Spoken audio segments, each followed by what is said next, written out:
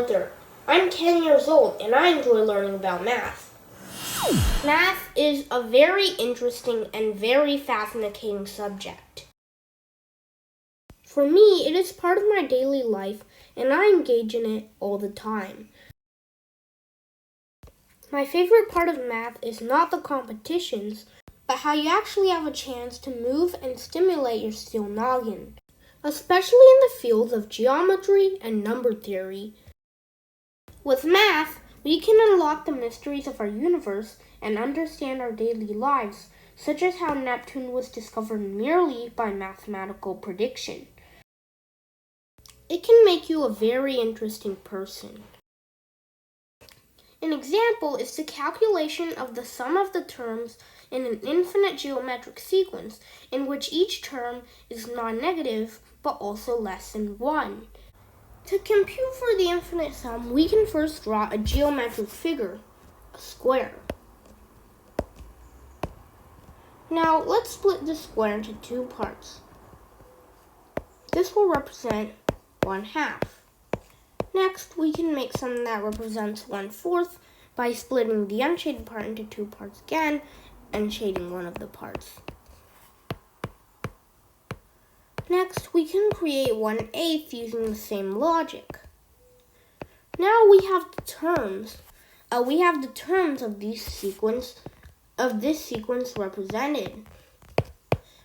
And we can do this so on and so forth infinitely, and we'll find that it will become infinitely close to 1, which basically just is 1. This means that the sum of the reciprocals of the powers of 2 are going to be equal to 1. But what if this time we want to find the sum of the reciprocals of the powers of 4? We can still use a similar method, but this time we'll have to draw some equilateral triangles.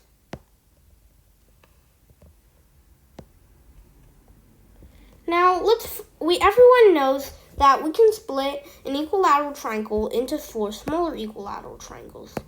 Let's do that. Let's shade the center equilateral triangle. This is going to represent 1/4. Next, we can make 1/16 by doing the same to the upper equilateral triangle. Next, we can create 1/64 by doing the same thing. And we can do this so on and so forth. And you will find that there is going to be some trapezoids and some triangles.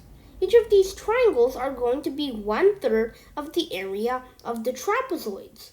So that means that the sum of the powers of the reciprocals of the powers of 4 are going to be equal to 1/3.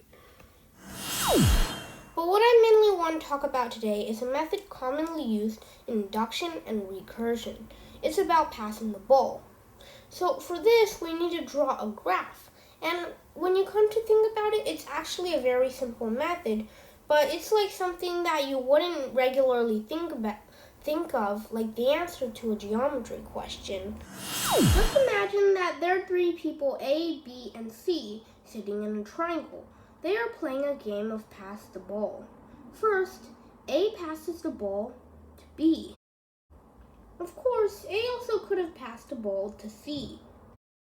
As I have indicated before, we can use a graph to represent this relationship.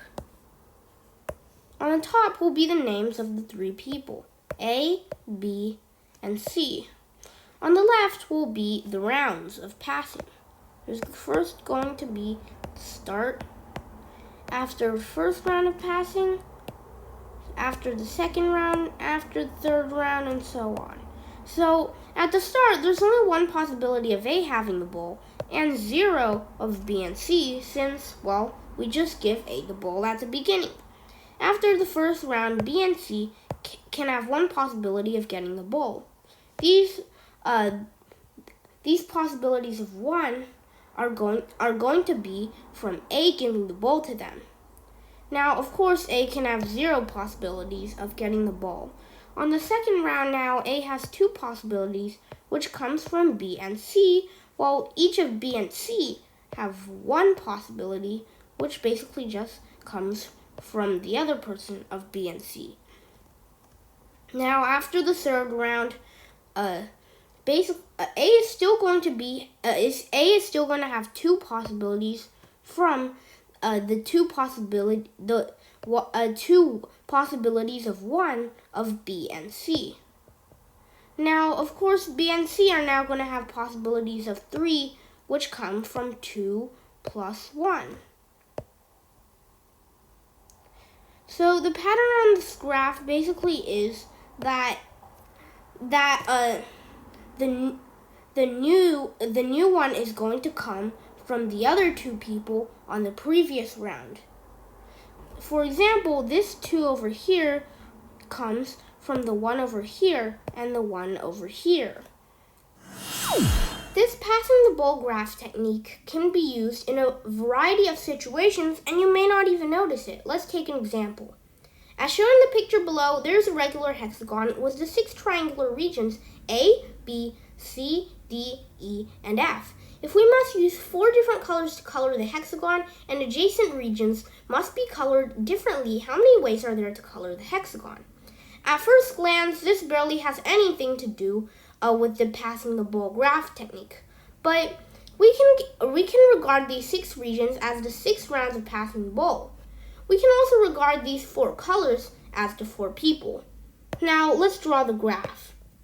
On the right, there's going to be A, B, C, D, E, and F. On the top, there's going to be the 4 colors. We can assume that these 4 colors are C1, C2, C3, and C4. Let's also assume that A is colored as C1. Of course, it can be any of these 4 colors, so we'll multiply by 4 at the end. Now B, of course, can be either C2, C3, or C4 since it can't be the same as A. Now for C. If C is C1, it can have 3 possibilities. If it's C2, C3, or C4, then there's 2 possibilities. For D, we just do the same thing. For F, if it's C1, 21. If it's C2, C3, or C4, it's going to be 20. For E. And for F, we basically just do the same thing again. Except this time there's a trap. If it's colored as C1, there's 0 possibilities because it cannot be the same color as A. For C2, C3, and C4, however, there's just going to be 61 as usual. So the number of possibilities are going to be 61 multiplied by 3 and then multiplied by 4 since A can be one of 4 different colors. This is going to be equal to 732. Thank you for watching, and that's a math topic I want to share with you today.